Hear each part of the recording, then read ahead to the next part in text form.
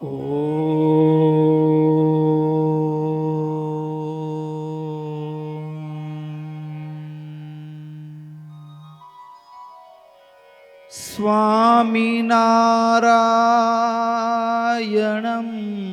કૃષ્ણં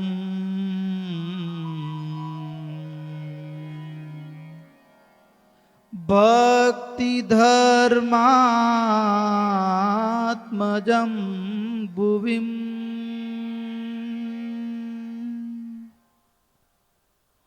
પ્રાદુર્ભૂતમહં વંદે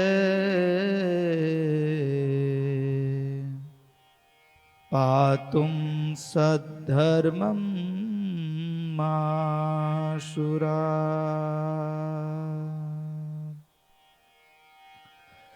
કલૌ ગોરેऽપि યદ્ભક્તૌ અષ્ટાંગયોગશ્રમં વિના સદ્ય સમાધૌ તદ્ધામં ગોલોકાદીસમીક્ષતે.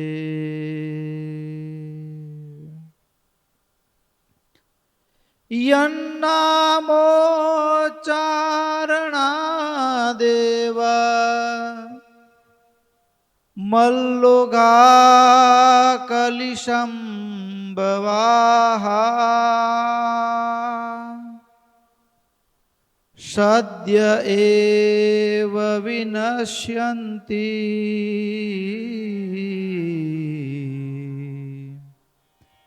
તમીડે ધર્મનંદનમ તમીડે ધર્મનંદનમ.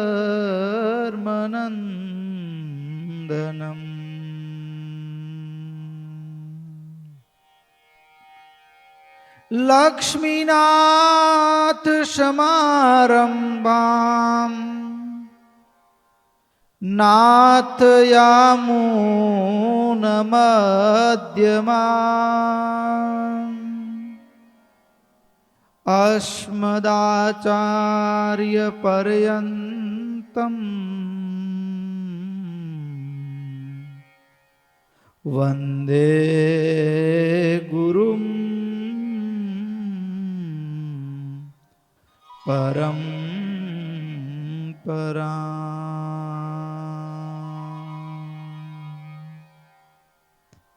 વંદે ગુરુમ પરંપરા.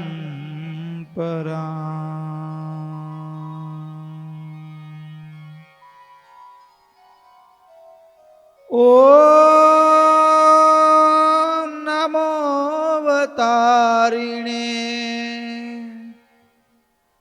સ્વામિનારાયણાય. ઓમ હરિ કૃષ્ણ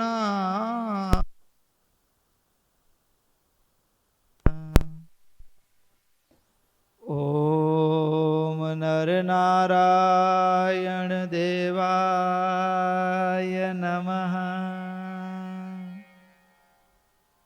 ઓમ રાધા કૃષ્ણ દેવાય નમઃ. ઓમ લક્ષ્મીનારાયણ દેવાય નમઃ. ઓમ સર્વેભ્યો પરમહંસેભ્યો નમઃ.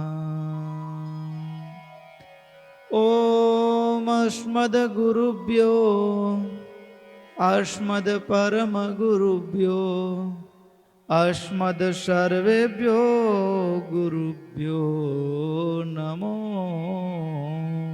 નમઃ.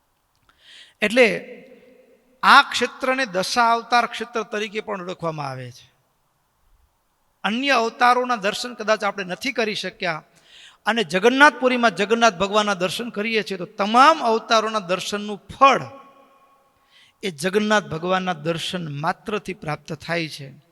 એટલું જ નહીં, આ જે જગન્નાથ ભગવાન કેવી રીતે બિરાજમાન થયા તો એની પણ કથા, પારંપરિક કથા અને સ્કંદ પુરાણની કથા એ થોડું ભિન્નતા છે, પણ ભાવ બંનેમાં મજાનો છે. એવું છે કે આ ક્ષેત્રમાં પહેલા ભગવાન નીલ માધવ રૂપે બિરાજમાન હતા અને ઇન્દ્રદ્યુમ્ન રાજા એ ભગવત દર્શનની ઝંખનાથી એ ભગવાનને પ્રાર્થના કરતા ત્યારે એ નીલ માધવ રૂપે રહેલા ભગવાન એ ઇન્દ્રદ્યુમ્ન રાજાના દર્શન ઝંખનાને તૃપ્ત કરવા માટે એ રાજાને વરદાન આપતા થકા, દિવ્ય ભાવમાં બિરાજમાન રહ્યા થકા એને કહ્યું કે રાજન, હું તમને આ જગ્યાએ તમને નીલ માધવના રૂપમાં તો નહીં પણ એક દારૂના કાષ્ટ રૂપે હું તમને દર્શન આપીશ, એવું વરદાન એ નીલ માધવ ભગવાને એ ઇન્દ્રદ્યુમ્ન રાજાને આપેલું. હવે ગુપ્ત રૂપે રહેલા નીલ માધવ ભગવાન એણે કીધું કે કાષ્ટના રૂપમાં હું તમને દર્શન આપીશ. એટલે તરત જ ઇન્દ્રદ્યુમ્ન રાજાએ ચારે દિશાઓમાં બ્રાહ્મણો મોકલ્યા કે એક કાષ્ટ લાવવા માટે. અને પૂજારી એ બ્રાહ્મણને નીલ માધવના મંદિરે લઈ ગયા અને બ્રાહ્મણ જ્યારે ભગવાનની શોધમાં ગયેલા દારૂ કાષ્ટમાં ત્યારે ફરીવાર બ્રાહ્મણને પણ એ જ ભગવાને કીધું કે અહીં 1000 અશ્વમેઘ યજ્ઞ કર્યા પછી, કેટલા? 1000 અશ્વમેઘ યજ્ઞ કર્યા પછી તમને એક કાષ્ટ મહાદારૂ એટલે કે કાષ્ટ રૂપે હું દર્શન આપીશ. એટલે ઇન્દ્રદ્યુમ્ન રાજા એ આકાશવાણીને આત્મસાત કરી અને રાજાએ 1000 અશ્વમેઘ યજ્ઞ કર્યા છે, અનુષ્ઠાન કર્યું છે. અનુષ્ઠાન સંપન્ન થયું ત્યારે ભગવાને રાજાને દિવ્ય રૂપે વરદાન આપ્યું કે હું આ ક્ષેત્રમાં સદાકાળ કાષ્ટ રૂપે વિરાજમાન થઈશ. અને સંકેત મળ્યો રાજાને અને ત્યાં સમુદ્રની અંદર એક મોટું કાષ્ટ તરતું એ જગન્નાથપુરી એ જે પુરુષોત્તમ ક્ષેત્ર છે ત્યાં તરતું આવ્યું છે. તરતું એ કાષ્ટ આવ્યું. કાષ્ટ રાજાએ જે સંકેત મળ્યો હતો એટલે રાજાને તો હૈયામાં નક્કી હતું કે આ એ જ કાષ્ટ છે જે દિવ્ય વાણીએ મને સંકેત આપ્યો હતો. કાષ્ટને રાજા પોતાના રાજમાં લઈ આવે ત્યાં જ ભગવાન વિશ્વકર્માનું રૂપ ધારણ કરી મૂર્તિમાન વિશ્વકર્મા ત્યાં આવ્યા છે. રાજાની આગળ આવી અને કહ્યું કે મને કંઈ કામ આપો. રાજાએ કહ્યું શું તમને આવડે છે? તો કે હું મૂર્તિઓ સારી બનાવી જાણું છું. તો રાજાએ કીધું કે બહુ સરસ, જે કાષ્ટ પ્રાપ્ત થયું હતું એનામાંથી મૂર્તિ બનાવવાનો સંકલ્પ કર્યો. હવે મૂર્તિ બનાવવાનો સંકલ્પ કર્યો પણ એ શિલ્પી એટલે કે સ્વયં વિશ્વકર્મા એક શરત મૂકી. વિશ્વકર્માએ શરત મૂકી કે હું જ્યારે એ મૂર્તિ બનાવતો હું એ સમય દરમિયાન એ ઓરડાના દરવાજા બંધ રહેશે. આ જ્યારે કાર્ય ચાલતું હોય એ દરમિયાન કોઈએ ઓરડામાં પ્રવેશ કરવો નહીં, દરવાજો ખોલવો નહીં. અને બહાર આ ભગવાનનું જે અર્ચા વિગ્રહનું નિર્માણ થાય એના નિર્માણનો અવાજ બારે ન સંભળાય. એટલે બહાર જ્યાં સુધી આ નિર્માણ કાર્ય ચાલે ત્યાં સુધી હું સ્વતઃ અંદરથી દરવાજા ન ખોલું ત્યાં સુધી બહાર સતત ઢોલ નગારા વગાડતા રહેવાનું. અંદરનો અવાજ બારે સંભળાવવો જોઈએ નહીં. રાજાએ કીધું બધું મંજૂર છે. અને ત્યારે શું કામ?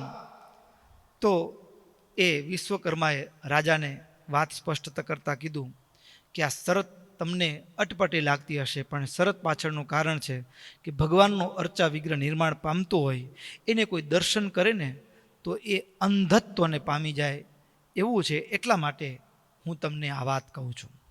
બીજી વાત કે દરવાજા ખુલશો તો એક ક્ષણે જેટલી મૂર્તિનું નિર્માણ થયું હશે એટલી જ પછી સદાકાળ રહેશે.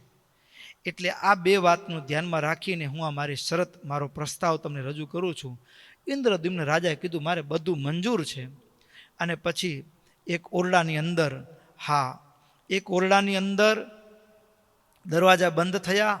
વિશ્વકર્મા એ ઓરડામાં રહ્યા અને એક કાષ્ઠમાંથી મૂર્તિ વિશ્વકર્મા સ્વયં તૈયાર કરવા લાગ્યા.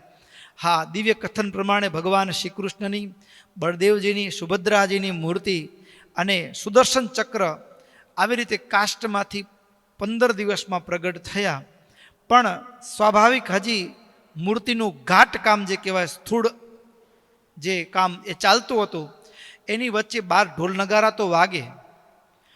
નગારા તો વાગે, પણ મહાવેદી ઉપર લેપન કરવામાં આવ્યું હોય શરીર ઉપર રંગોનું, આ બધું ચાલતું હતું. અને એમાં રાજાને મનમાં થયું કે કાન માંડીને દરવાજે કાન માંડ્યું તો અંદરથી કોઈ અવાજ જ ના આવે. 15 દિવસ સુધી એ શિલ્પી શું જમતો હશે? કેમ માણસ જીવિત રહે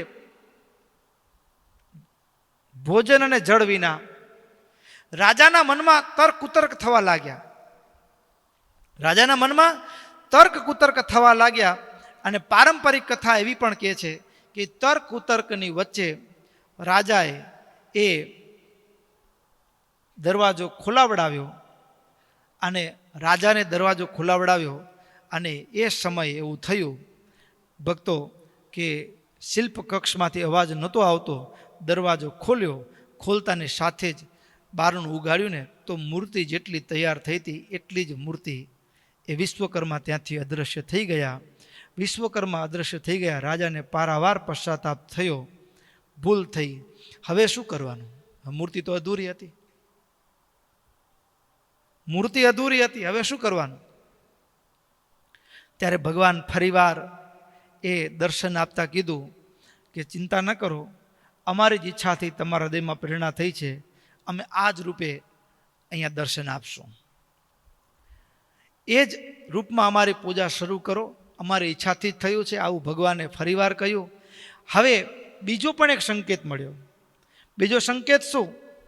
તો કે સમુદ્રમાં એક કાષ્ઠની પેટીમાંથી પ્રાપ્ત થયેલ અસ્થિ, અને એના વિશે એવું કહેવાય કે અસ્થિ છે ને એ સ્વયં જ્યારે ભગવાન ભૂમંડળ ઉપર કૃષ્ણ પરમાત્મા રૂપે બિરાજમાન હતા અને પાછી પારાધીના બાળને નિમિત્ત બનાવી દેહત્યાગ કરી દીધો. દેહત્યાગ કર્યા પછી અષ્ટપટરાણીઓ સતી થઈ ભગવાનની સાથે. અને એ જ ભગવાનના અસ્થિ સમુદ્રની અંદર એ તરતા છેક જગન્નાથપુરી પહોંચ્યા છે. અને એ અસ્થિનો સંચય એ રાજાને સંકેત મળ્યો એ પ્રમાણે લઈ અને જ્યારે મૂર્તિની પ્રતિષ્ઠા કરવામાં આવે ને ત્યારે નાભીમાં મૂકવામાં આવે. ભગવાનના અસ્થિનો નાભીમાં એ મૂકવામાં આવે અને નાભી કમળમાં વિધિપૂર્વક મૂકવામાં આવે ત્યારે ભક્તો એનું આશ્ચર્ય, એ મૂક્યા પછી એ મૂર્તિ જીવંત છે એવું કહેવાય. જગન્નાથ ભગવાન એ મૂર્તિમાન બિરાજમાન છે. સ્થૂળ આંખો, ચામડાની આંખોથી એમ લાગે કાષ્ઠ છે, પણ ના, ભગવાન મૂર્તિમાન તે બિરાજમાન છે. અને ભગવાનના હૈયામાં એ ધબકતા હૃદયનો પણ અહેસાસ થાય એવી એ વાત એ પુરુષોત્તમ ક્ષેત્રમાં સ્પષ્ટ છે અને હકીકત છે, વાસ્તવિક છે, સત્ય છે. અને ભક્તો કાષ્ઠના વિગ્રહમાં ભગવાન જ્યારે બિરાજમાન છે ત્યાં, અને એ કાષ્ઠમાં પણ કેટલીક વિશેષતા છે. વિશેષતા શું ભક્તો?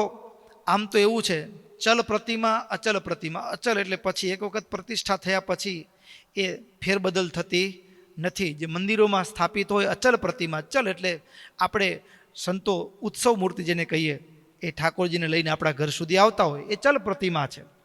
તો અચલ પ્રતિમા. પણ અહીંયા જગન્નાથપુરીની વાત જ કંઈક અલૌકિક છે. જ્યારે અધિક અષાઢ માસનો યોગ પ્રાપ્ત થાય ત્યારે ભગવાનનો અર્ચા વિગ્રહ બદલાય, ભગવાનની મૂર્તિ બદલાયો. અધિક અષાઢનો યોગ પ્રાપ્ત થાય ત્યારે. હવે અધિક અષાઢનો યોગ પ્રાપ્ત થાય ત્યારે જે ભગવાનની અર્ચા વિગ્રહ બદલાય એને શાસ્ત્રોમાં એ જગ્યાએ ઉત્સવને નવ કલેવર એટલે દે, ભગવાન નવો દેહ ધારણ કરે છે. નવ કલેવર ઉત્સવ તરીકે મનાવવામાં આવે અને પારંપરિક કથા એવી છે. હવે એ ઉત્સવ એ ભગવાનનું જે અર્ચા વિગ્રહ નવું કાષ્ટમાંથી બનાવવાનું એ કેવું, ક્યાંથી લાવવાનું કાષ્ટ? તો ભક્તો એવું કહેવાય આજે પણ એ સુરક્ષિત છે. જગન્નાથપુરી જગન્નાથ ભગવાનનું જે વન છે આખું, અને એ વનની અંદરથી એ કાષ્ટ પ્રાપ્ત થાય. અને કાષ્ટની એવી કથા છે કે ભક્તો જ્યારે અધિક અષાઢનો યોગ હોય એથી પૂર્વમાં એ લગભગ ભૂલતા ન હોઈએ તો કદાચ ચૈત્ર માસનો સમય મારા ધ્યાનમાં છે ત્યાં સુધી, એ સમયની અંદર એ બધા જે પૂજારીઓ, તેની સ્થાનિક ભાષામાં પંડા કહેવામાં આવે, એ પંડા ઠાકોરજીના એ આખા સાનિધ્યમાં મંદિરના પટાંગણમાં રાત્રે શયન કરે અને રાત્રે બધા ત્યાં સૂઈ જાય અને બધામાંથી કોઈકને ભગવાન દર્શન આપે. દર્શન આપે સ્વપ્નમાં. અને એ જે જંગલમાં રહેલું જે કાષ્ટ છે એ કાષ્ટ એને સ્વપ્નમાં દેખાય, એ વૃક્ષ એને દેખાય. અને જે કાષ્ટ છે એ લીમડાનો વૃક્ષ એને સ્વપ્નમાં દેખાય. એટલે બળદેવજીના અર્ચા વિગ્રહ માટે, ભગવાન શ્રી કૃષ્ણના અર્ચા વિગ્રહ માટે, સુભદ્રાજીના અર્ચા વિગ્રહ માટે, સુદર્શન ચક્રના અર્ચા વિગ્રહ માટે એ ભિન્ન ભિન્ન એ ત્યાંના સ્થાનિક પૂજારીઓ પરંપરાથી જે સંકળાયેલા છે એને એનું દર્શન થાય. દર્શન થાય એટલે જેને જેને દર્શન થયું, સવાર પડતા કે મને દર્શન થયું, મને દર્શન થયું. જેને દર્શન થયું બધા જ ભેગા મળી અને એ જગન્નાથ ભગવાનનું જે એ વન છે ત્યાં બધા એને શોધવા માટે જાય. અને એ વૃક્ષ જે છે નીમ વૃક્ષ, એ નીમ વૃક્ષ હવે ઓળખવું કેમ? તો કે સ્વપ્નમાં જે દર્શન થયું હતું એવા તમામ ચિહ્નો જોવા મળે. હવે ચિહ્નોમાં ઓળખાણ માટે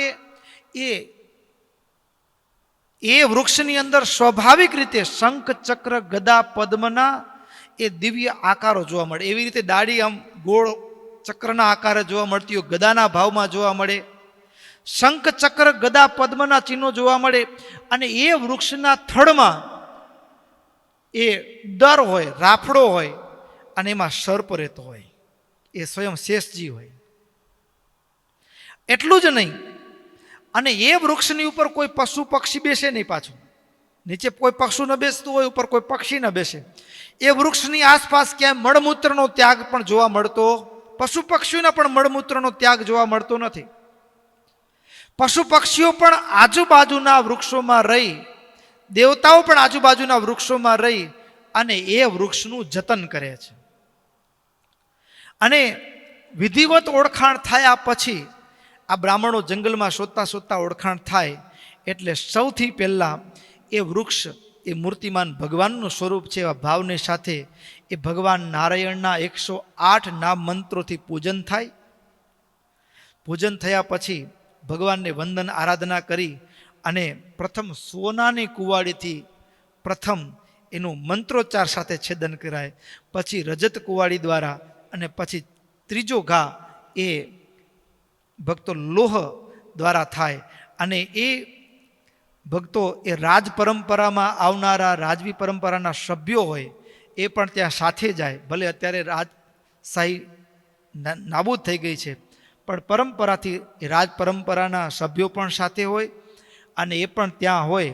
અને પછી એ લીમડો હોય એનું જ્યારે એ છેદન થયા પછી એને જેમ શોભાયાત્રા નીકળે એવી રીતે એને ગાડામાં મૂકી અને જગન્નાથપુરી એટલે કે મંદિર સુધી, મંદિરના પરિસર સુધી એ વાજતે ગાજતે ધામધૂમથી લઈ આવે.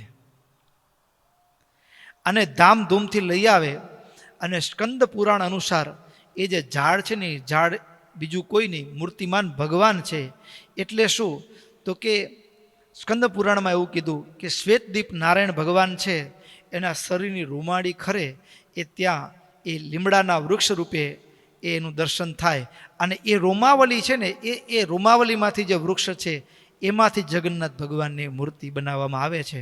એ મન ફાવે ઝાડ કાપી નાખ્યું, આમાંથી મૂર્તિ બનાવી એવી વાત નથી. ભક્તો, આ પરંપરા એટલી દિવ્ય છે અને એ અનંત આશ્ચર્યોથી ભરપૂર છે. અને ભક્તો, જ્યારે એટલે કે એ પૃથ્વી ઉપર ભગવાનની રોમાવળી ખરી ભગવાનના અંશાવતાર રૂપ માનવામાં આવે. અને એ જ્યારે નિશ્ચિત પરંપરાના શિલ્પીઓ જ જે તે નહીં, વર્ષોથી એ પરંપરામાં આવતા શિલ્પીઓ જ એ નીમ વૃક્ષ, આપણી ભાષામાં લીમડાનું વૃક્ષ, નીમ વૃક્ષ એટલે દારૂ કહેવાય, વૃક્ષને સંસ્કૃતમાં દારૂ કીધા છે. તો એનામાંથી એ નિશ્ચિત માપદંડ છે શાસ્ત્રો પરંપરાના, એ માપદંડ મુજબ મૂર્તિ બનાવવાનું કામ થાય.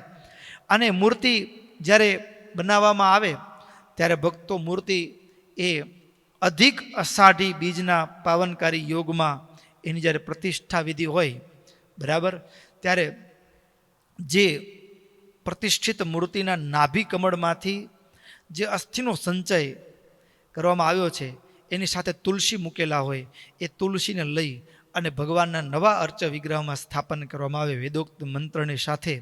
પણ ભક્તો મજાની વાત એ, આશ્ચર્ય એ કે જ્યાં મારું તમારી બુદ્ધિ અટકે, મારે તમારા મનમાં કદાચ એ દુનિયાની ડિગ્રીના ઘણા બધા વર્ડ ચડી ગયા હોય તો માન્યમાંય ન આવે.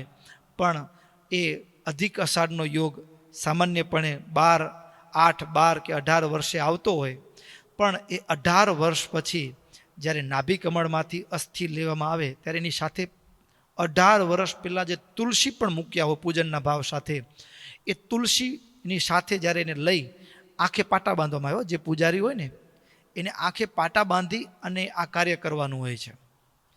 અને આંખે પાટા બાંધી અને જે વર્તમાન મૂર્તિ હતી એનામાંથી લઈ અને ભગવાનનું જે નવું વિગ્રહ છે એનામાં સ્થાપિત કરે ત્યારે ભક્તો જે વર્તમાન જે અર્ચા વિગ્રહમાં તો 8, 12 કે 18 વર્ષ દરમિયાન જે તુલસી પત્રો હતા એ જેના આંખે પાટા બાંધ્યા છે, જે લે છે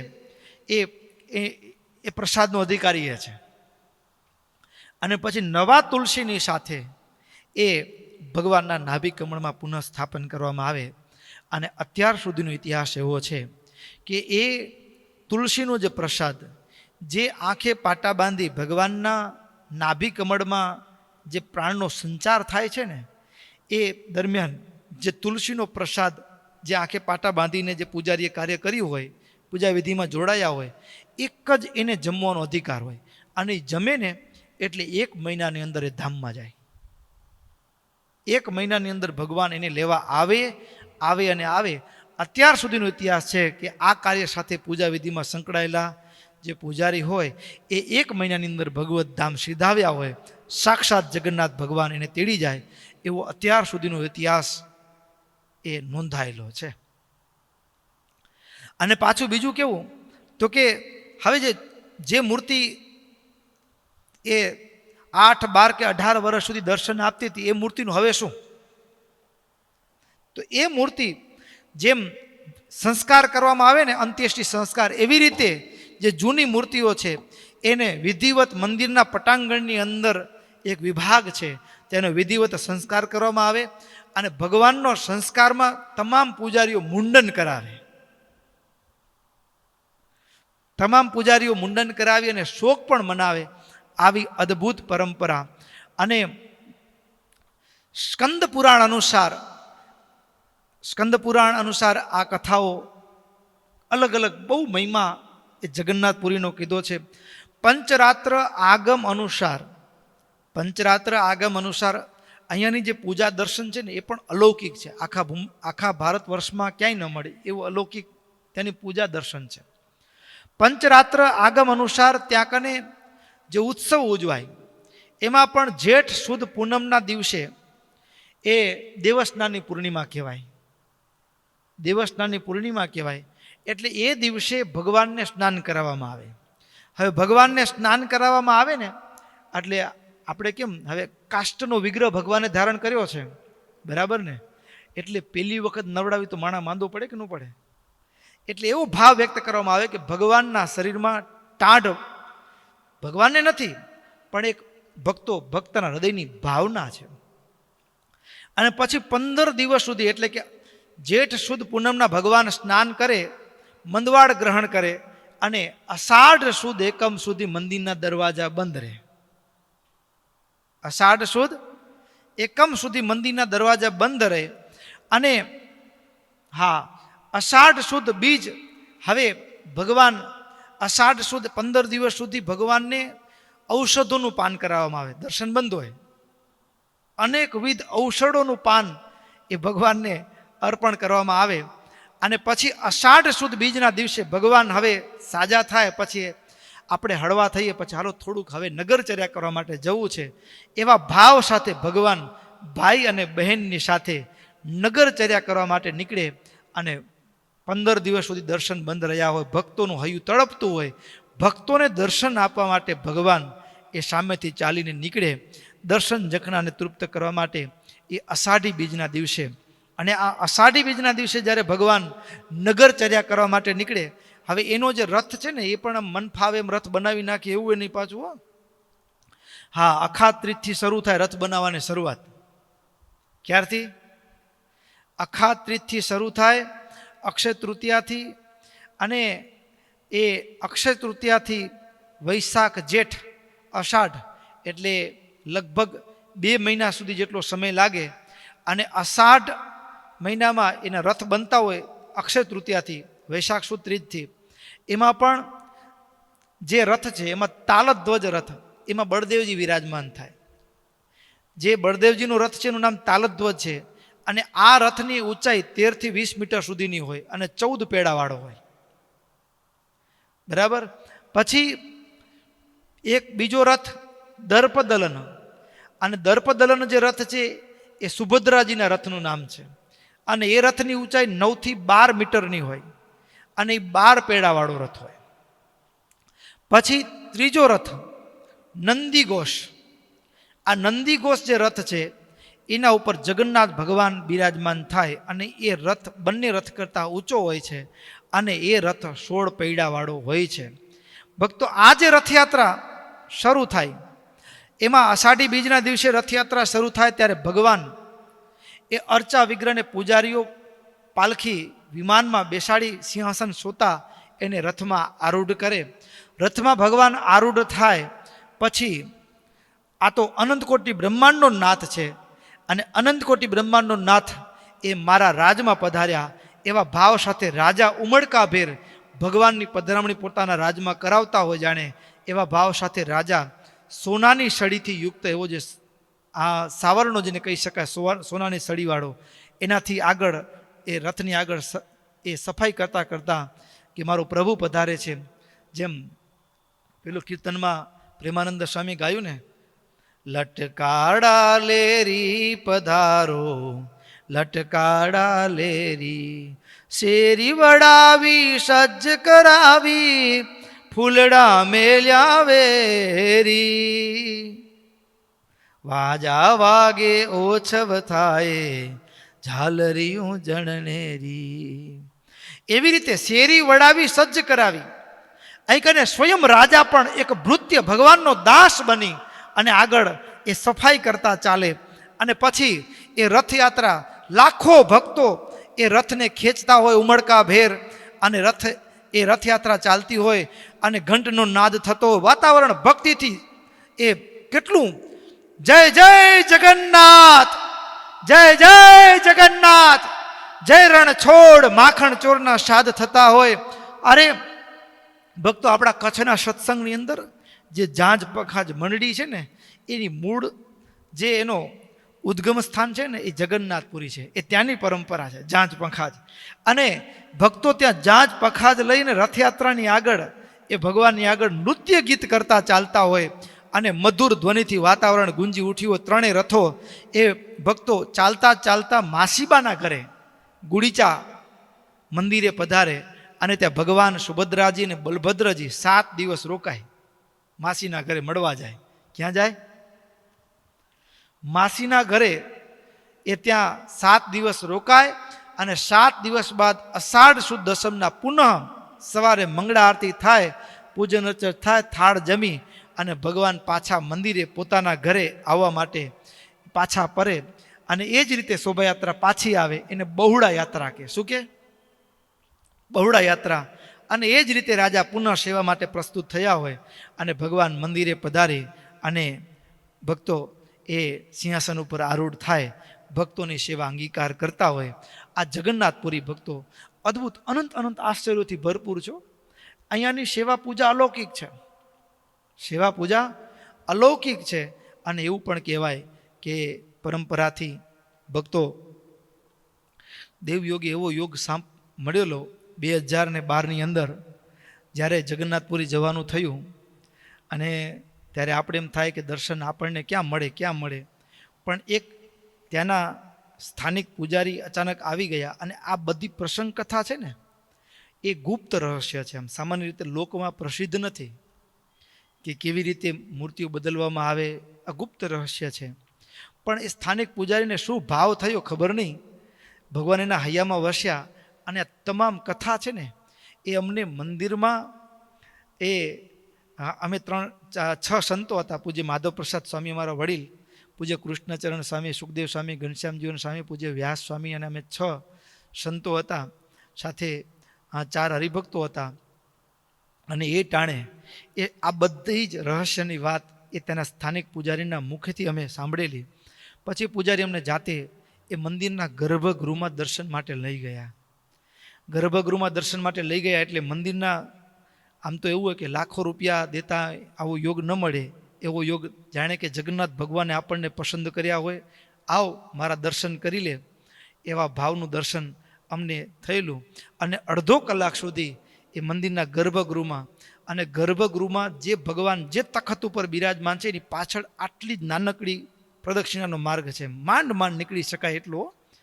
અને એ પ્રદક્ષિણા કરવાનો પણ અવસર પ્રાપ્ત થયેલો, અને અદ્ભુત આશ્ચર્યથી ભરપૂર. અને એ દર્શન અમને આજે પણ ભૂલાતું નથી. 2012માં એ દર્શન થયેલું, એ જગન્નાથ ભગવાનનું એવું વિશિષ્ટ અને અલૌકિક દર્શન. અને ત્યાં 300 જેટલા ભગવાનને માટીના વાસણની અંદર ભોગ અર્પણ કરવામાં આવે. 300 જેટલા પરિવારો, એનું કામ શું 300 પરિવારનું? તો કે માટીના એ ઘડા આદિ વાસણો બનાવવાનું. 300 પરિવાર. અને વિશેષતા એ કે 300 પરિવાર એ પ્રતિદિન માટીના વાસણો બનાવે છે. એ 300 પરિવાર બનાવે એ એનું કામ શું? તો કે મંદિરને જ પૂરું પાડવાનું. અને એક વખત ઉપયોગમાં આવેલું વાસણ, માટીનું વાસણ ફરીવાર ઉપયોગમાં લેવાનું નહીં. બરાબર? પ્રતિદિન નવી માટીમાંથી જ એ બનાવવામાં આવે, અને એનો ઉપયોગ ભગવાનને થાળ અર્પણ કરવા માટે થાય. અને ભક્તો કેટલી એવું કહેવાય કે મહારાજે જે જગન્નાથપુરી સિવાય અન્ય સ્થાનકને વિશે પ્રસાદ લેવો નહીં એવું સ્પષ્ટ, કે અન્ય સ્થાનમાં એ બનાવનારના આહાર, એનો વિચાર એ જોઈને અને પછી પ્રસાદ લેવો, શુદ્ધિ અશુદ્ધિનો વિવેક રાખીને પ્રસાદ લેવો. પણ મહારાજ જગન્નાથપુરીમાં તો સ્પષ્ટતા કરી કે ત્યાં બીજું કંઈ વિચારવાનું નહીં. આવું કેમ કીધું હશે મહારાજે? સ્પષ્ટ જગન્નાથપુરીનો નામનો નિર્દેશ કરીને કીધું. તો એના પાછળનું એક કારણ ત્યાં એવું પણ અમને કે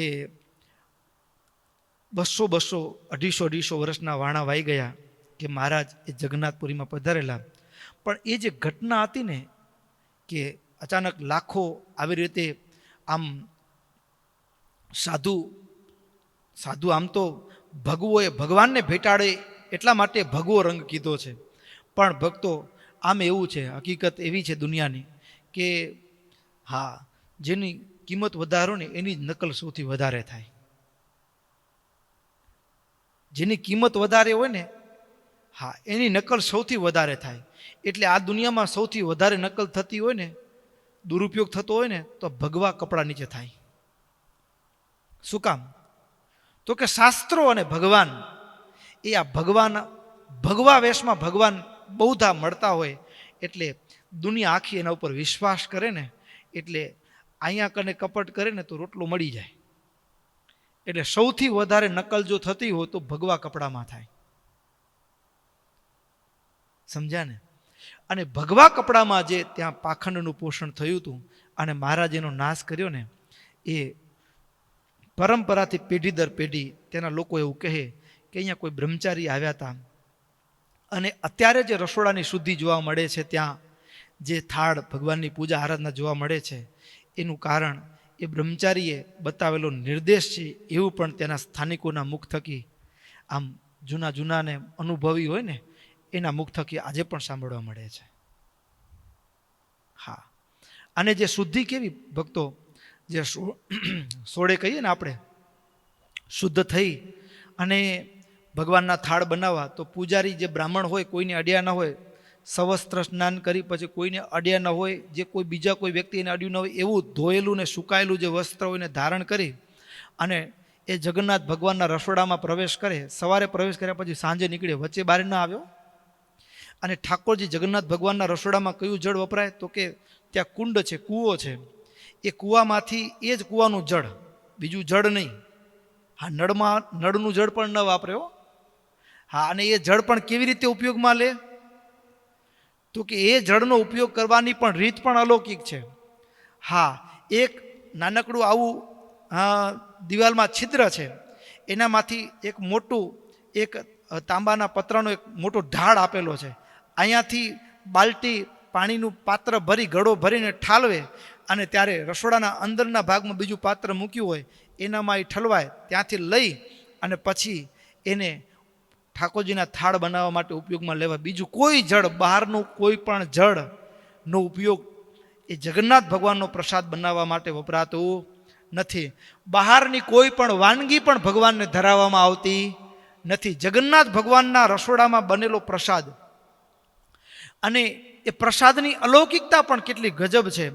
માટીના વાસણમાંથી, તમામ મિષ્ટાન પણ માટીના વાસણમાં જ, વધીને લોહના વાસણમાંથી એક પણ વાનગી તૈયાર થાય નહીં. વધીને હોય તો પિત્તળમાંથી, પણ એના સિવાય માટીને મોટા ભાગનું ભગવાનનો જે ભોગ છે માટીના વાસણમાં. અને અલૌકિકતાનું આશ્ચર્યની વાત એ કે એક ચૂલા ઉપર 7 માટલા મૂક્યા હોય ને તો ભક્તો તાપ તો કોને લાગે? નીચેનું માટલાને લાગે ને. પણ ભક્તો ભાત સૌથી પહેલો પ્રસાદ છે ને એ ઉપરના માટલામાં પાકે, પછી એના પછીના નીચેનું જે માટલું છે ને એમાં સૌથી છેલ્લે ભાત પાકે. નહીતર તો નીચેના માટલામાં પકાવેલો ભાત હોય દાજી જાય, ઉપરનું ચડતા તો કેટલી વાર લાગે. આમ એકની ઉપર એક મૂકેલા હોય, બરાબર ને. અને એ જે માટલામાં જે ભાત પકાવવામાં આવ્યો હોય એ ભાત માટલા સહિત એ ઘાસના કરંડિયામાં લઈ અને જગન્નાથ ભગવાનની આગળ, આમ જેટલો ગર્ભગૃહ છે આગળનો જેટલો ભાગ છે એમાં દાળ, ભાત, મેવા, મિષ્ટાન, તમામ એ વાનગીઓ એને આગળ મોટો જાણે અન્નકૂટ ભર્યો ને પ્રતિદિન આટલો ભોગ ભગવાનને અર્પણ કરવામાં આવે. અને ભગવાનને કેટલો ભોગ ધરાવવામાં આવતો હશે એની કલ્પના કરો ભક્તો, કે ભગવાનને અર્પણ કરેલો પ્રસાદ છે ને એ પછી ભક્તોને આપવામાં આવે 1 પણ રૂપિયાનું ચાર્જ લીધા વિના, બહાર, બરાબર. એ દળિયામાં, ઘાસના દળિયામાં, આપણે પતરાવાળા હોય ને એવા દળિયામાં આપવામાં આવે. અને એ પ્રસાદ લાખો ભક્તો આવ્યા હોતો પણ કોઈ દી પ્રસાદ, એ ભક્ત ભગવાનનો પ્રસાદ લીધા હોય ને ભક્ત પ્રસાદ ખૂટ્યો હોય એવો એક પણ પ્રસંગ આજ દિવસ સુધી બન્યો નથી. કેટલો પ્રસાદ, અને કોઈ દી વધ્યો નથી ને કોઈ દી ઘટ્યો નથી, બરાબર. આ એ જગન્નાથ ભગવાનની અનેકવિધ વાસ્તવિકતાઓ, એના ધજાના રહસ્યો છે, એના પગથિયા 24 છે, એના પાછળનું પણ રહસ્ય છે. ભક્તો, આ એ જગન્નાથ ભગવાન કે જે જગ્યાએથી એ ગૌડીય પરંપરા, ચૈતન્ય મહાપ્રભુ અને એ મસ્તાના થઈ હરિનામ સંકીર્તન કરતાં કરતાં સદેહે ભગવાનના સ્વરૂપમાં વિલીન થઈ ગયેલા આ અદ્ભુત જગન્નાથ ભગવાનના અનંત આશ્ચર્યોથી ભરપૂર આ કથા. અને ભગવાન જ્યારે ભક્તો એ જગન્નાથપુરી અને એમાં અસુરોનો સંહાર થયો ને પછી શું થયું એની વાત એ ભક્તો હરિચરિત્રામૃત ગ્રંથની અંદર એ નોંધી છે. આધારાનંદ સ્વામી, નૃપતિ વારમવારહી હરિ કો કરત વિનય, તબ શ્રી હરિ બોલત ભયે વિચાર કર હૃદય, હમ હી 4 धाम को फिरने नियम है लीन, कहे सो रहे हम 6 मास अरु 6 दिन. મહારાજે 5 દિવસનો સંકલ્પ કર્યો તો એમાં 6 મહિના લાગી ગયા. હવે 6 મહિના લાગી ગયા ને એમાંય વળી પાછો રાજા આવીને વિનંતી કરી, રથયાત્રા ઉત્સવ નૃપતિ કહત કાલ હી રહે, હોત અતિ મહોત્સવ अषाढ़ शुदी द्वितीया दिन, तुम जब आवो संग तब हमारे होय उत्सव अति, चढ़त रहे अति रंग लश्कर संग लावहु सबही. મહારાજને પ્રાર્થના કરી કે અષાઢી બીજ આવે છે, રોકાઈ જાઓ ને પ્રભુ. મહારાજને પ્રાર્થના કરીને ત્યારે હવે મહારાજ કે તમે આગ્રહ શું કામ કરો છો? ત્યારે એ રાજા, શબવાન કહાવત જેતા તુમકુ જચે અર્પ દિએ તેતા, आपके जानी ग्रह नहीं करना, तुम्हारी दृष्टि से होय निस्तरना, सबके मोक्ष होवे तत् खेवा. રાજાની માંગણી શેમાં છે? રાજા ઓળખી ગયો છે કે આ મનુષ્યના વેશમાં સાક્ષાત જગન્નાથ ભગવાન છે અને હમણાં અષાઢી બીજ આવે છે, લાખો ભક્તોને ભગવાનનું દર્શન થાય અને બધાનો મોક્ષ થઈ જાય ને, એના માટે રાજાની માંગણી છે કે પ્રભુ તમે જગન્નાથપુરીમાં અષાઢી બીજ સુધી રોકાવો, રથયાત્રામાં જોડાઓ. એ મૂર્તિના રૂપમાં પણ એ હજારો વર્ષોથી ભક્તો દર્શન કરે છે, પણ પ્રભુ મૂર્તિમાન તમારા દર્શન કરશે અને બધાનો મોક્ષ થઈ જશે. એસો જોગ ફેર કબહી આવે, अनंत जन्म एक पल छुटावे, तुम्हारे ताको नहीं मन भावा, हमारे लेनकू कहत हे लावा. તમને ઈચ્છા નથી પણ અમારે ઈચ્છા છે બાપ, રોકાઈ જાઓ. तुम्हारो कियो सब जगत कहावे, या में तुम्हारे नजर कून आवे, तुम हो करता अकर्ता दो, तुम हो भरन पोषते ईशो, ताको नहीं है गर्व मन लेशा, तप करत ओ रही उपदेशा. તમે સાક્ષાત ભગવાન છો પણ છતાંય તમે તપ દ્વારા, તમારા જીવન દ્વારા, તમારા આચરણ દ્વારા તમે ઉપદેશ દેવા માટે વિચરી રહ્યા છો. એટલા માટે પ્રભુ મેરો સાક્ષી કહાવત જોઈ, ऐसे मेरे से कहत सोई, तुम हो छोटे बाल स्वरूपा, सबसे बड़े हो महा अनूपा, तुम तुम्हारे गुण करी जेहा, अनंत ब्रह्मांड शोभावत तेहा. કેટલું વાત સ્પષ્ટ કરે છે. यह मंदिर में बैठे हो छपाई, राजा कहे छे प्रभु તમે આ મંદિરમાં છુપાઈને બેઠા છો.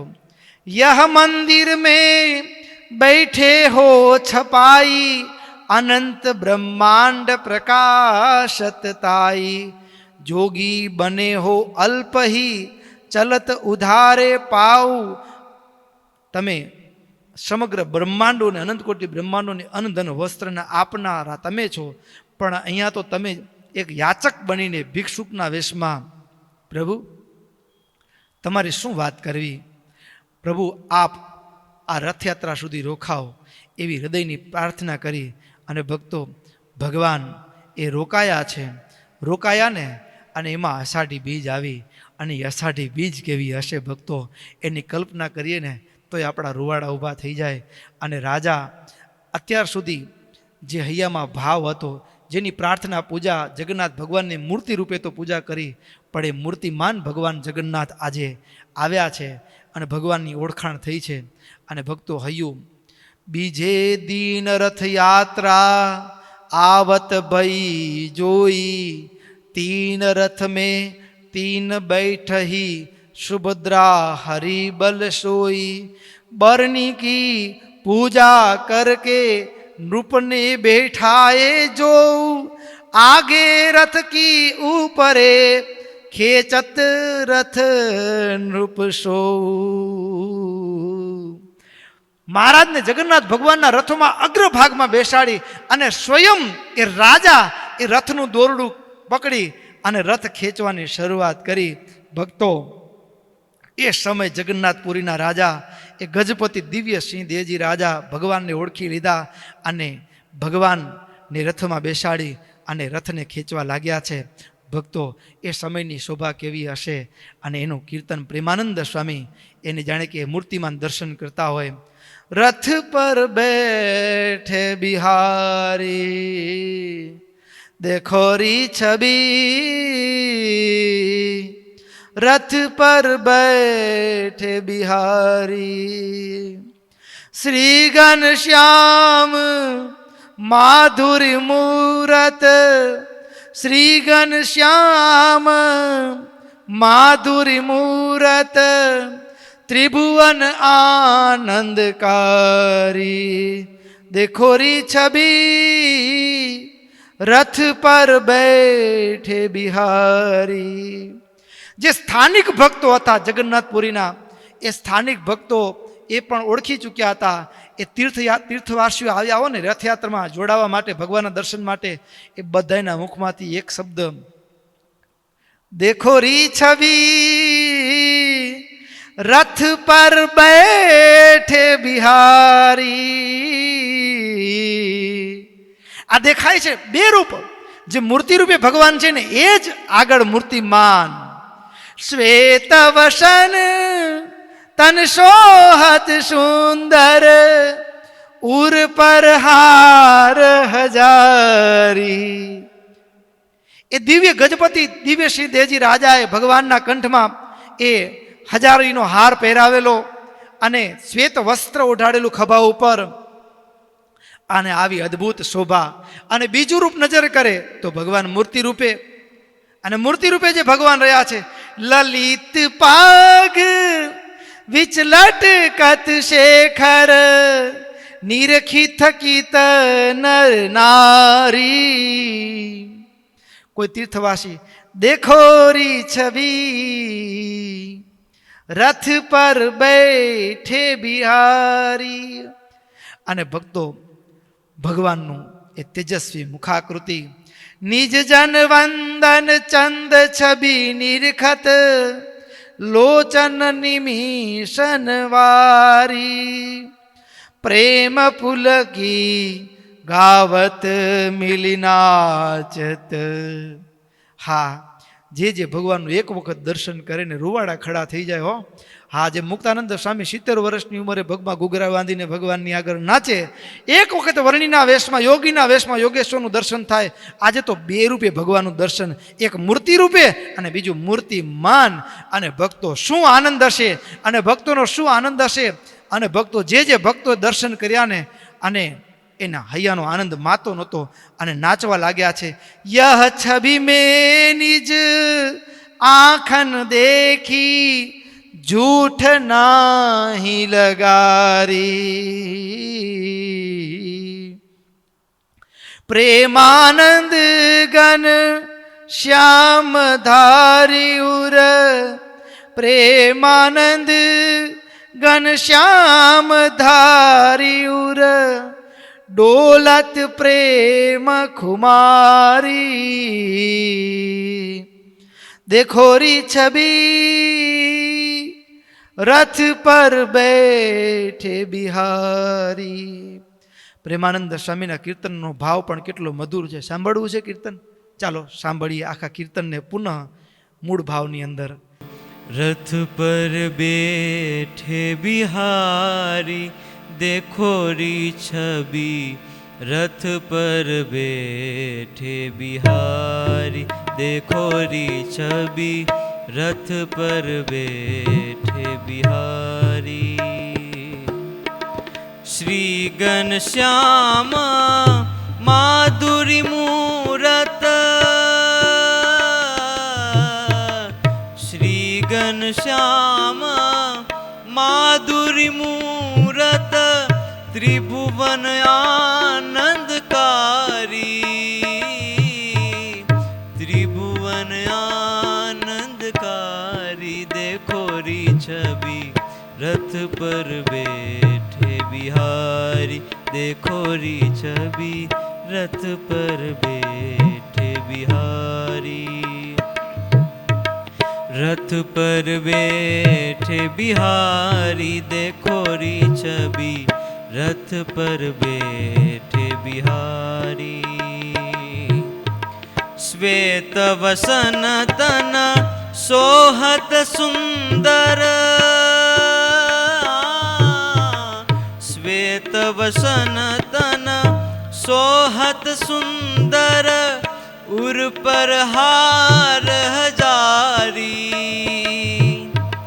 ललित पाग विच लटकत शेखर निरखित कित नर नारी देखो री छवि रथ पर बैठे बिहारी देखो री छवि रथ पर बैठे बिहारी रथ पर बैठे बिहारी देखो री छवि रथ पर बैठे बिहारी निज जन वदन चंद छवि निरखत निज जन वदन चंद छवि निरखत लोचन निमिषन वारी प्रेम पुलकित गावत मिली प्रेम पुलकित गावत नाचत रूप छटा ऊपर धारी देखो री छवि रथ पर बैठे बिहारी देखो री छवि रथ पर बैठे बिहारी देखो री छवि रथ पर बैठे बिहारी रथ पर बैठे बिहारी देखो री छवि रथ पर बैठे बिहारी यह छवि में निज आँखन देखी यह छवि में निज आँखन देखी झूठी नाही लगारी प्रेमानंद गण श्याम दारी उर प्रेमानंद गण श्याम दारी उर डोलत प्रेम कुमारी देखो री छवि रथ पर बैठे बिहारी देखो री छवि रथ पर बैठे बिहारी रथ पर बैठे बिहारी देखो री छवि रथ पर बैठे बिहारी देखो री छवि रथ पर बैठे बिहारी देखो री छवि रथ पर बैठे बिहारी ભક્તો અદ્ભુત શબ્દો છે એક એક શબ્દની સાથે એ જગન્નાથપુરીના જનો એ રાજા સ્વયં આપણો હાથ પકડી અને મહારાજનો અરે દેખ રે કેવું ભગવાનનું રૂપ છે આમ આપણને દર્શન કરાવતા હોય અને આપણે દર્શન કરીએ ભક્તો અદ્ભુત આ જગન્નાથપુરી અને મહારાજ આ જગન્નાથપુરીમાં રહ્યા છે એ તમામ ભાવને આપણે અહીં આત્મસાત કરી અને આજના સત્રને વિરામ કરીએ બોલો જગન્નાથ ભગવાન કી જય પતિમ શ્રીધરમ સર્વદેવેશ્વરમ ભક્તિધર્માત્મજમ વાસુદેવમ હરે માધવમ કેશવમ કામદમ કારણમ સ્વામિનારાયણમ નીલકંઠમ જય સ્વામિનારાયણ સ્વામિનારાયણ સ્વામિનારાયણ સ્વામિનારાયણ સ્વામિનારાયણ સ્વામિનારાયણ સ્વામિનારાયણ સ્વામિનારાયણ સ્વામિનારાયણ સ્વામિનારાયણ